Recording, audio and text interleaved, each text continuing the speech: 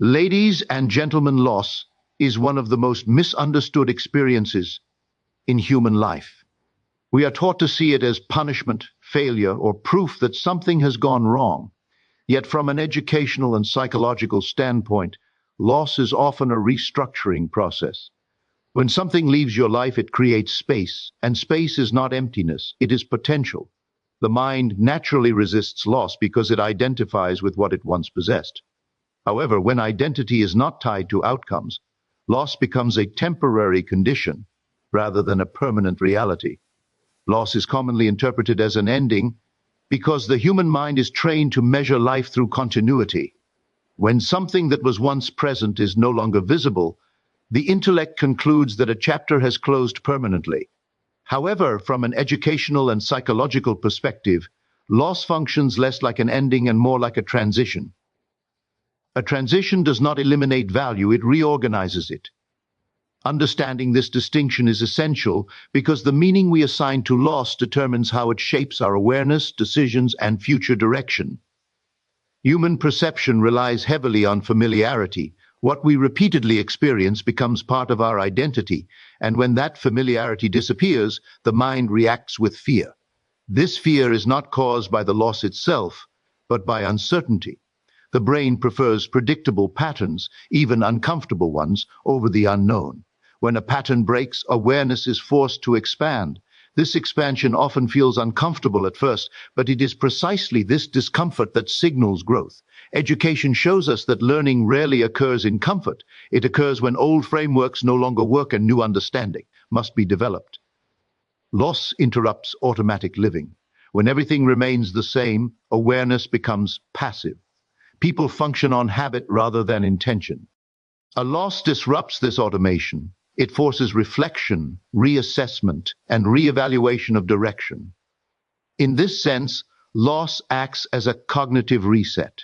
It brings unconscious beliefs to the surface and asks the individual to question what they assumed was permanent. This questioning is not punishment, it is an invitation to higher awareness. From a developmental standpoint, every stage of growth requires the release of a previous form. A child outgrows childhood not because it is taken away, but because a new level of capacity is emerging. Similarly, loss often signals that a previous identity, role, or attachment can no longer support the next phase of development.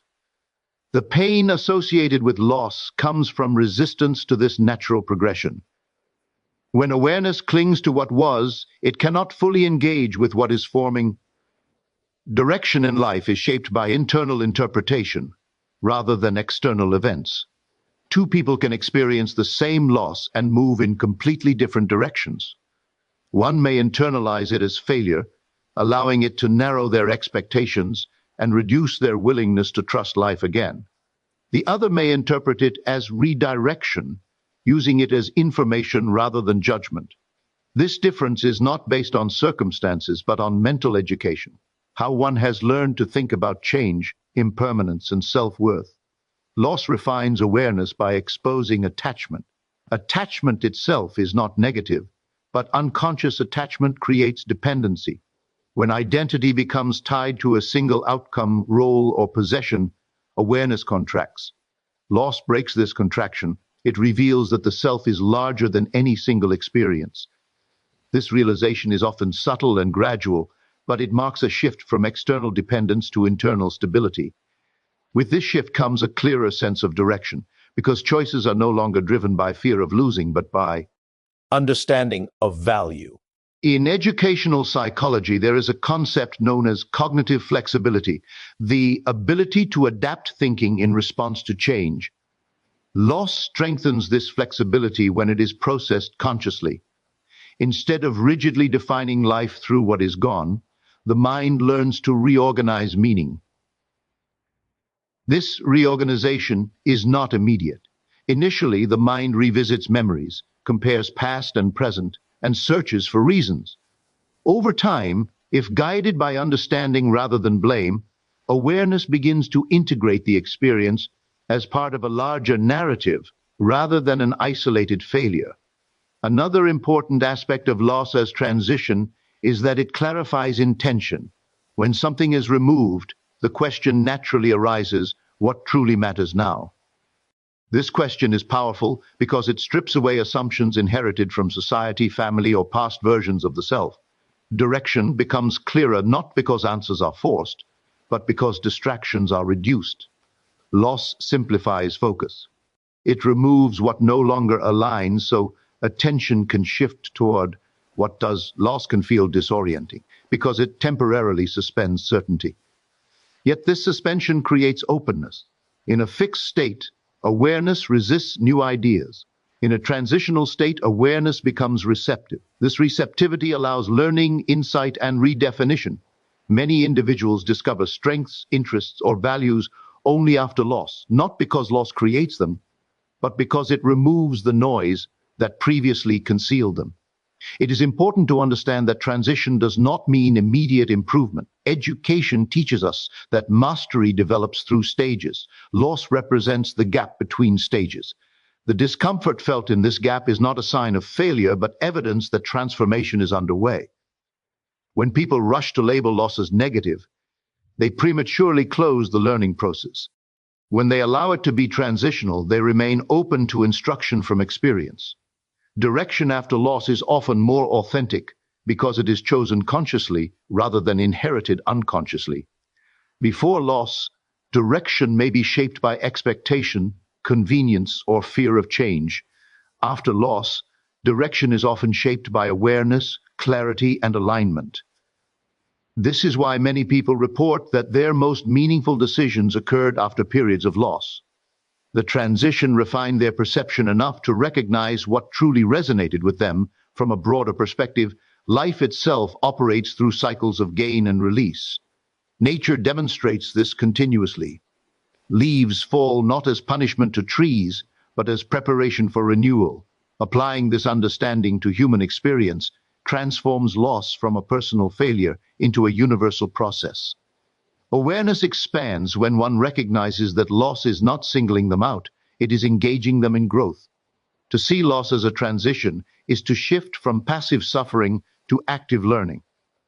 It is to understand that awareness is not diminished by what leaves, but sharpened by what it reveals. Direction is not lost. When something ends, it is clarified. When loss is approached with education rather than emotion alone, it becomes a teacher. It teaches impermanence, resilience, and the ability to redefine meaning. In this way, loss does not close life. It reorients it toward a deeper, more conscious path forward. When people encounter loss, the immediate tendency is to look outward for causes and explanations. Circumstances, other people, timing, or luck are often blamed. While external factors may appear influential, educational psychology and consciousness studies consistently show that the deeper determining factor behind how loss unfolds in one's life is internal assumption. Assumptions are the silent beliefs a person holds. LDS about themselves, about life, and about what is possible. These assumptions operate beneath conscious thought, shaping perception, emotional response, and ultimately behavior. Whether loss becomes a permanent limitation or a temporary passage toward renewal depends largely on these inner conclusions. An assumption is not merely a thought, it is a mental position accepted as true without constant questioning. For example, if a person assumes that loss means failure, the mind organizes future expectations around that belief. Every new situation is interpreted through the lens of inadequacy or fear. Opportunities are overlooked, motivation declines, and the nervous system remains in a defensive state. In contrast, if the assumption is that loss is a redirection rather than a verdict, the mind stays flexible. This flexibility allows the individual to remain receptive to new outcomes rather than mentally closed off from them. Education teaches that the brain is predictive by nature. It does not simply react to reality, it anticipates it. The predictions it makes are based on past conclusions. When a loss occurs, the brain immediately tries to predict what this means for the future. If the underlying assumption is negative, the predicted future is constrained. The individual then unconsciously behaves in ways that confirm that prediction. This is not fate, it is conditioning. The brain seeks consistency between belief and experience, even if that consistency is uncomfortable. Limitation arises when an assumption is treated as a fact rather than a hypothesis. For example, believing I always lose what matters to me becomes a mental law if never challenged. This belief influences decision-making, risk tolerance, and emotional investment. The individual may hesitate to commit fully to new opportunities, expecting disappointment. In this way, the assumption creates the limitation it fears. The loss itself did not create the limitation. The interpretation of it did. Renewal begins when assumptions are consciously examined and revised. This does not require denial of pain or forced positivity. It requires awareness. Awareness allows the individual to observe their inner narrative rather than be controlled by it. When someone notices that they are repeatedly telling themselves a limiting story, they gain the ability to question it. Questioning interrupts automatic patterns and opens space for alternative interpretations. One of the most powerful educational insights is that the mind learns through repetition and emotional intensity. Loss carries emotional weight, which makes it a strong learning moment. Whatever conclusion is formed during this period tends to imprint deeply. This is why it is crucial to guide interpretation consciously after loss. If the conclusion is this experience is shaping me, not defining me, the emotional charge of loss becomes fuel for growth rather than a barrier. Renewal does not occur because circumstances magically change. It occurs because perception changes. When assumptions shift, behavior changes naturally. The individual begins to notice different possibilities, respond with greater confidence, and engage with life more openly. These changes may appear subtle at first, but over time they compound. The external world responds not to wishes, but to consistent patterns of expectation and action rooted in belief. It is also important to understand that assumptions influence emotional regulation. A limiting assumption keeps the nervous system in a state of threat. The body remains tense, alert for further loss. This state reduces creativity, problem-solving ability, and resilience. In contrast, an assumption oriented toward renewal signals safety. The nervous system relaxes, allowing clearer thinking and adaptive responses. This physiological shift is not imaginary, it is measurable and deeply impactful. Many people misunderstand renewal as reclaiming exactly what was lost. In reality, renewal often means accessing a higher quality experience shaped by greater self-awareness. When assumptions evolve, the individual no longer seeks restoration from a place of lack, but from a place of readiness. This difference matters. Seeking from lack reinforces limitation. Allowing from readiness invites expansion. Education also shows that beliefs about self-worth are central to assumptions about loss. If a person assumes they are undeserving or unlucky, loss reinforces that narrative. If they assume their value is independent of outcomes, loss becomes an event rather than an identity. This separation between experience and self is critical. It prevents temporary circumstances from becoming permanent self-definitions. Assumptions operate collectively as well. Culture. Narratives about failure, success, and loss influence individual beliefs. However, education empowers individuals to choose which narratives they internalize. By consciously adopting assumptions that support learning, resilience, and renewal, individuals reclaim agency over their development. Loss becomes limitation only when it is accepted as a final conclusion. When assumptions remain flexible, loss becomes information. Information can be used, interpreted, and applied. Renewal then is not something waited for, it is something prepared for mentally. By choosing assumptions that support growth, the individual ensures that loss does not close their path, but redirects it toward greater alignment and expanded possibility. The mind does not experience reality directly, it interprets it through patterns formed by belief. Every belief functions like a lens, shaping how events are perceived, remembered, and responded to. Over time, these beliefs solidify into mental habits that operate automatically. When it is said that the mind recreates experience through sustained belief and inner dialogue, it means that the ongoing conversation a person has with themselves silently conditions their expectations, emotions, and actions, which then influence the outcomes they encounter. Inner dialogue is constant. Even in silence, the mind narrates meaning, what something means about the self, about others, and about the future. This narration is rarely neutral. It is colored by past experiences and accepted assumptions. When loss occurs, the inner dialogue often becomes louder and more repetitive. If this dialogue is filled with self-criticism, regret, or fear, it reinforces a mental environment where similar experiences are expected. The mind then scans the world for evidence that supports this narrative, ignoring contradictory signs. Educational psychology explains this through the concept of confirmation bias. People naturally notice information that aligns with their beliefs and overlook what does not. Sustained belief therefore becomes self-reinforcing. If someone believes that good things do not last, their inner dialogue will interpret every challenge as proof. This interpretation influences emotional reactions, which in turn shape behavior. The person may withdraw, hesitate, or lower their expectations, subtly recreating experiences that match the belief. Belief is sustained not by logic alone, but by repetition. The brain strengthens neural pathways that are frequently activated. Inner dialogue is one of the most frequent mental activities, which makes it a powerful training tool. When a thought is repeated with emotion, it becomes familiar, and familiarity feels true. This is why beliefs often persist even when evidence changes. The mind is not committed to truth, it is committed to consistency. Recreating experience does not mean consciously causing events. It means setting internal conditions that make certain experiences more likely.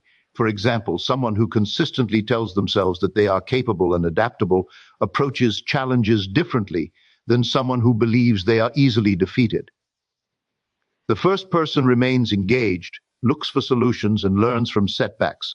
The second person anticipates failure, becomes discouraged quickly, and disengages. Over time, their experiences diverge, not because of luck, but because of sustained inner dialogue. Loss amplifies this process because it introduces emotional intensity. Emotional intensity accelerates learning. The conclusions formed during emotionally charged moments tend to anchor deeply in memory and belief. This is why people often carry long-lasting narratives about a single loss. If the inner dialogue at that time frames the loss as permanent damage, the mind continues to recreate experiences that align with damage. If it frames the loss as temporary or instructional, the mind organizes experiences around recovery and growth. It is important to recognize that inner dialogue is often inherited rather than chosen. Family, culture, and early education shape the language the mind uses. However, education also teaches that learned patterns can be unlearned. Awareness is the first step. When individuals begin to observe their inner dialogue rather than identify with it, they create distance. This distance allows choice. Instead of automatically repeating limiting narratives, they can introduce alternative interpretations. Sustained belief changes emotional regulation. A belief in stability creates calm even in uncertainty. A belief in chaos creates anxiety even in safety. These emotional states influence perception. Anxiety narrows attention. Calm expands it. Thus, belief indirectly determines what information the mind can process.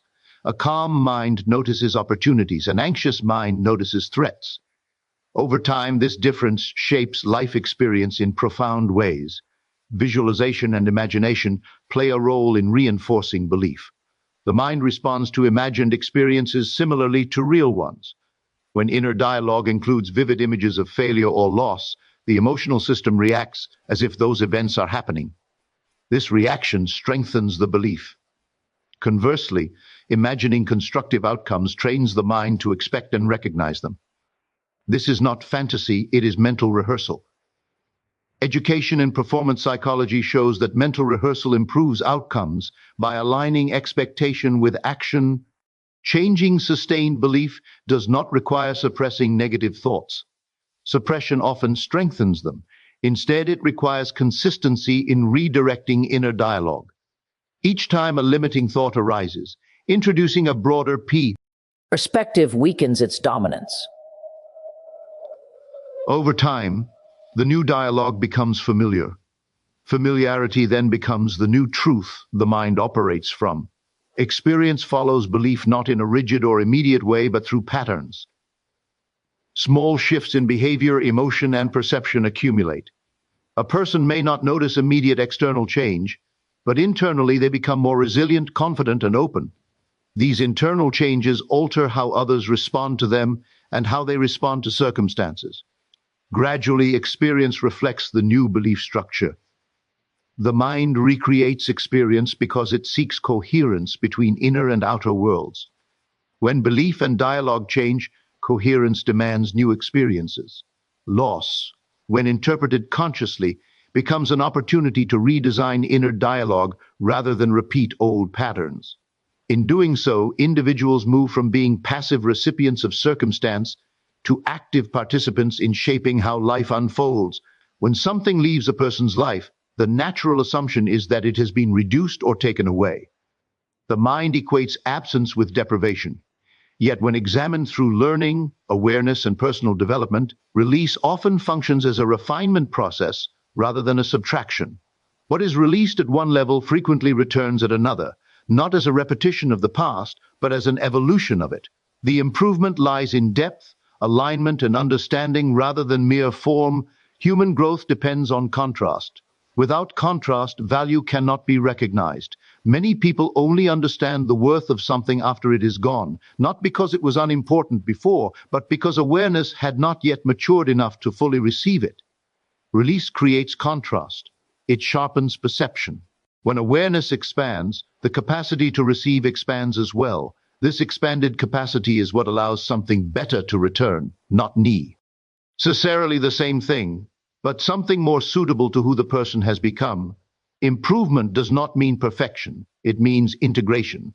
When something returns in a refined form, it often comes with greater clarity, stability, or mutual understanding. For example, losing confidence may lead to self-examination. Through that process, confidence returns, not as arrogance or dependency on approval, but as grounded self-trust. The external form may look similar, but the internal foundation is stronger. What changed was not the thing itself, but the person's relationship to it. Release also dissolves illusion. Sometimes what is lost was sustained by habit rather than alignment. When it leaves, the emotional attachment may feel intense, but over time it becomes clear that the attachment was to familiarity, not fulfillment. This realization allows the next experience to be chosen more consciously. When something returns after such awareness, it aligns better with true needs rather than unconscious patterns. Educational theory emphasizes that mastery develops through cycles of trial, error, and refinement. Release is the error phase, not a mistake, but feedback. It shows what was incomplete, unbalanced, or premature. When feedback is understood rather than resisted, improvement becomes inevitable. The return is then informed by experience rather than repetition. People desire the return of what was lost without recognizing that they themselves have changed. Growth alters values, boundaries, and expectations. If the old form were to return unchanged, it might no longer fit. This is why improvement is essential. The new form accommodates the evolved self. Whether in relationships, opportunities, or inner qualities, what returns is often more sustainable because it matches current awareness rather than past identity. Release also teaches discernment. Before loss, people why accept conditions they have outgrown simply to avoid change. After loss, they become more selective. This selectivity is not fear-based, it is clarity-based. When something returns to a person who has developed discernment, it must meet a higher standard. This naturally improves quality. There is also a temporal aspect to improvement. Timing matters. What was lost may have been right in essence, but wrong in timing.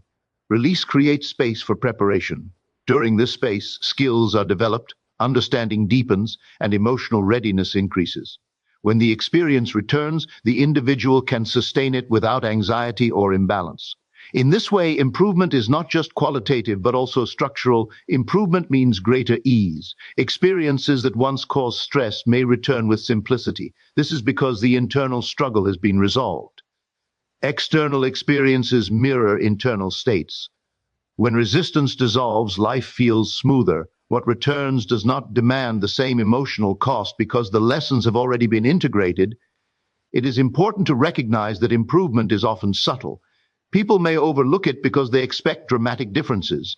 Yet the most meaningful improvements are often invisible: better communication, healthier boundaries, clearer priorities. These improvements determine the long-term success of any experience. Without them, repetition leads to the same outcome. With them, return leads to renewal. From a broader learning perspective, release and return form a cycle of evolution. Nothing meaningful is truly lost, it is transformed. The transformation may involve separation, reflection, and reconstruction. Each stage serves a purpose. Separation highlights value. Reflection refines understanding. Reconstruction delivers improvement. When individuals trust this process, they stop clinging to past forms and start aligning with future readiness. This trust does not eliminate grief, but it gives grief direction. It turns longing into learning. It allows patience to replace urgency. In this state, when something returns, whether externally or internally, it arrives not as a fragile possession, but as a stable presence. What is released at one level returns in a higher form because awareness has risen. The return is not a reward, it is a reflection. It reflects the lessons learned, the adjustments made, and the growth achieved. This is why improvement accompanies return.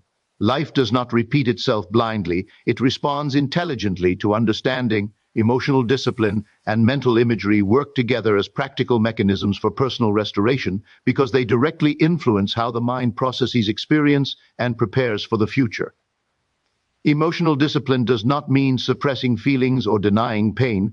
It means learning how to regulate emotional responses so they do not dominate perception or decision-making. Mental imagery, on the other hand, provides the mind with a constructive direction. When these two are combined, they create a stable internal environment in which recovery and renewal can occur naturally and efficiently. Emotion is information, but undirected emotion can become distortion. After loss, emotions often fluctuate between sadness, anger, regret, and fear. These reactions are normal, yet without discipline, they begin to define identity. The mind starts to associate itself with the emotional state rather than observing it. Emotional discipline teaches separation between experience and self. Instead of saying, "I am broken," the disciplined mind recognizes, "I am experiencing sadness." This subtle shift restores agency. The individual is no longer overwhelmed by emotion, but capable of learning from it. Education shows that unmanaged emotion narrows cognitive capacity. When emotional intensity is high, the brain prioritizes survival responses over creative thinking. This limits problem-solving perspective and adaptability. Emotional discipline calms the nervous system, allowing higher cognitive functions to operate. Once calm is restored, the mind can reorganize meaning rather than remain trapped in reaction. Restoration begins not when circumstances change, but when emotional chaos settles into clarity. Mental imagery accelerates this process by giving the mind a reference point beyond current conditions. The brain responds to imagined experiences in ways similar to real ones. When an individual repeatedly imagines themselves whole, capable, and fulfilled, the nervous system adjusts to that expectation. This adjustment influences posture, tone of thought, and behavior. The person begins to act from a sense of stability rather than lack. Even before external evidence appears, without imagery, emotional discipline can feel empty or restrictive. Without discipline, imagery can feel unrealistic. Together, they balance each other. Discipline prevents emotion from pulling the mind backward into rumination. Imagery prevents discipline from becoming emotional suppression. One stabilizes, the other directs. Personal restoration requires consistency rather than intensity. Occasional positive thinking cannot counteract habitual negative imagery.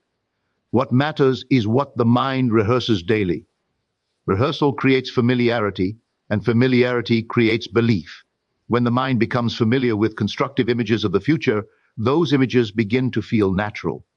Once something feels natural, the mind stops resisting it. Resistance is one of the greatest barriers to restoration. Emotional discipline also changes how setbacks are interpreted. Without it, setbacks confirm fear. With it, setbacks are processed as data. The emotional response becomes proportional rather than overwhelming. This proportionality preserves momentum. Progress is rarely linear, and emotional discipline ensures that temporary dips do not become permanent narratives. Imagery reinforces identity change.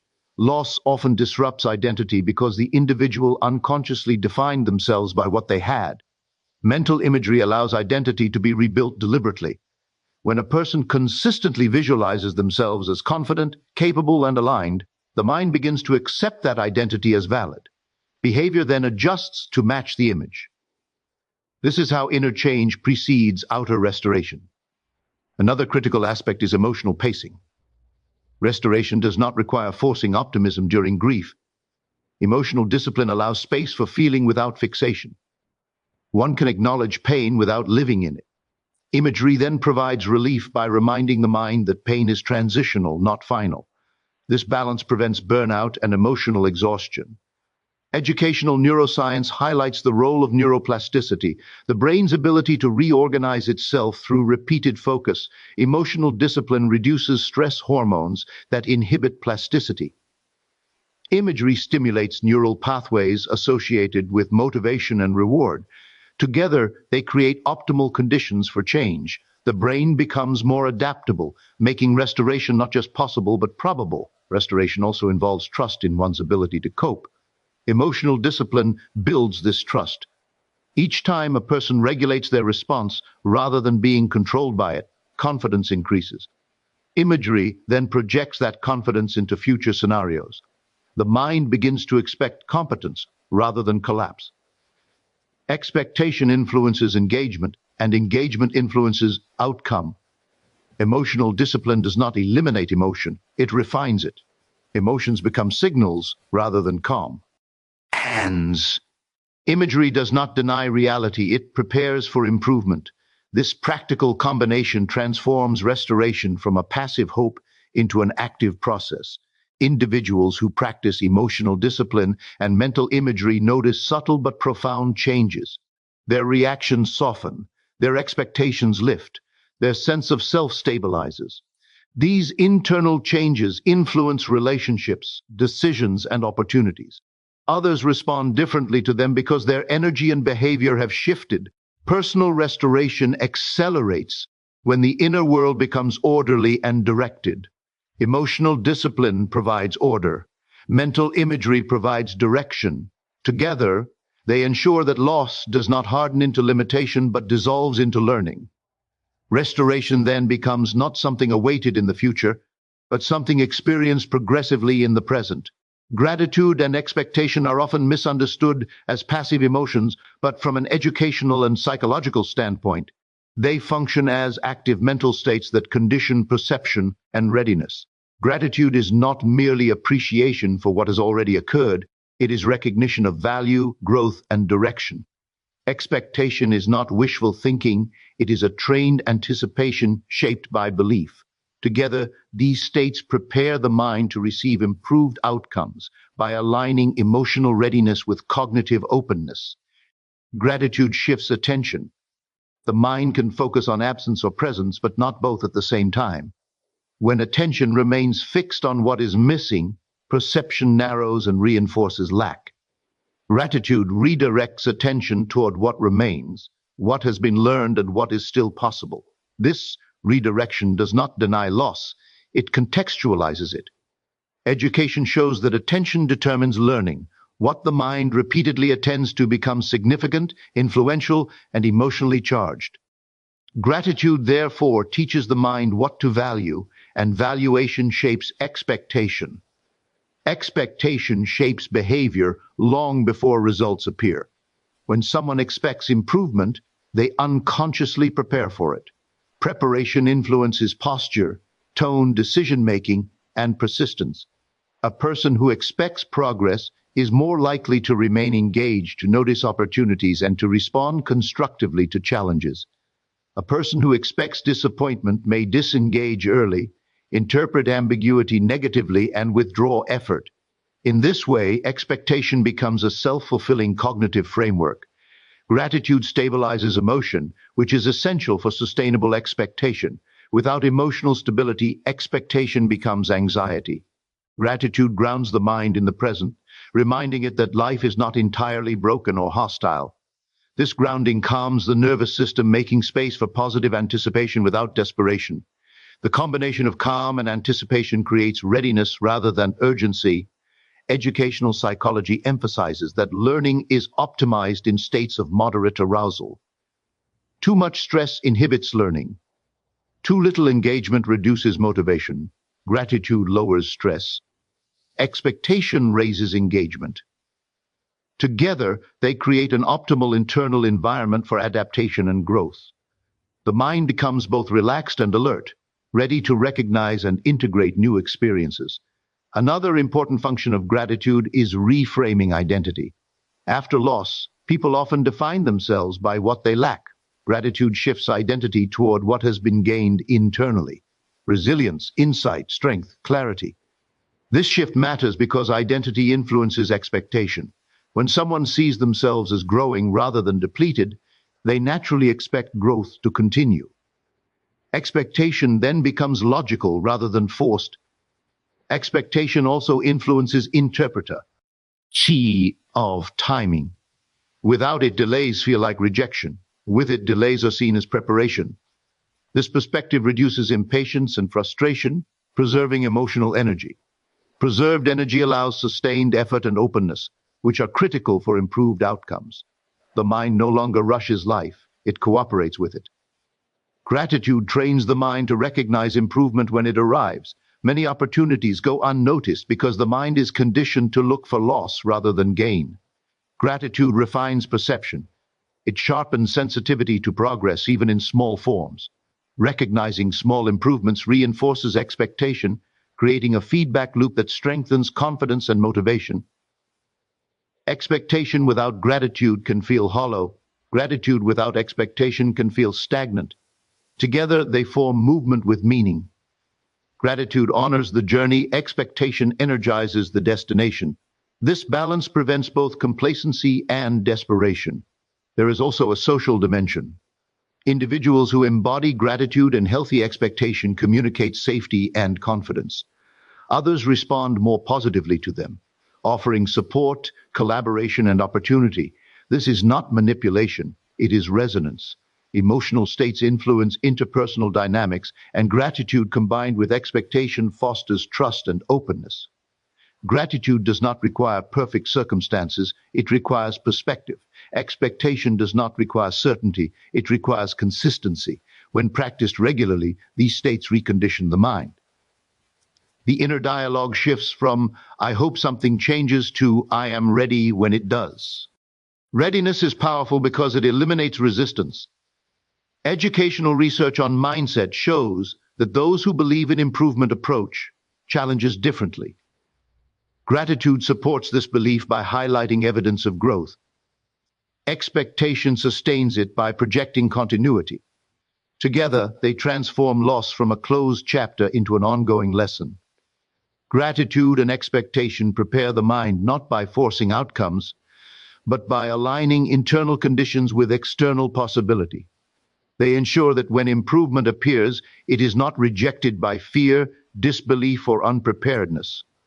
Instead, it is recognized, accepted, and sustained. In this way, the mind becomes a welcoming environment for better outcomes, and life responds accordingly. Loss does not have the final word in human experience. What appears to be taken away is often part of a larger process of refinement, redirection, and growth. When loss is understood rather than feared, it reveals itself as a transition that expands awareness and clarifies direction. The mind, through its assumptions, inner dialogue, and emotional habits, determines whether this transition becomes a limitation or a gateway to renewal. By recognizing the power of belief, the discipline of emotion, and the influence of mental imagery, individuals regain authority over how experiences shape them. What is released at one stage of life returns at another, not as a repetition of the past, but as an improvement aligned with greater understanding. Gratitude and expectation then prepare the mind to receive these improved outcomes without resistance, doubt, or fear. Restoration is not something that happens to a person, it is something that happens through them. As awareness deepens, identity strengthens, and perception refines, life responds accordingly. What was once lost reveals its purpose, and what returns does so with meaning, stability, and growth. In this way, nothing of true value is ever gone. It is simply transformed, ready to return in a better, more conscious form.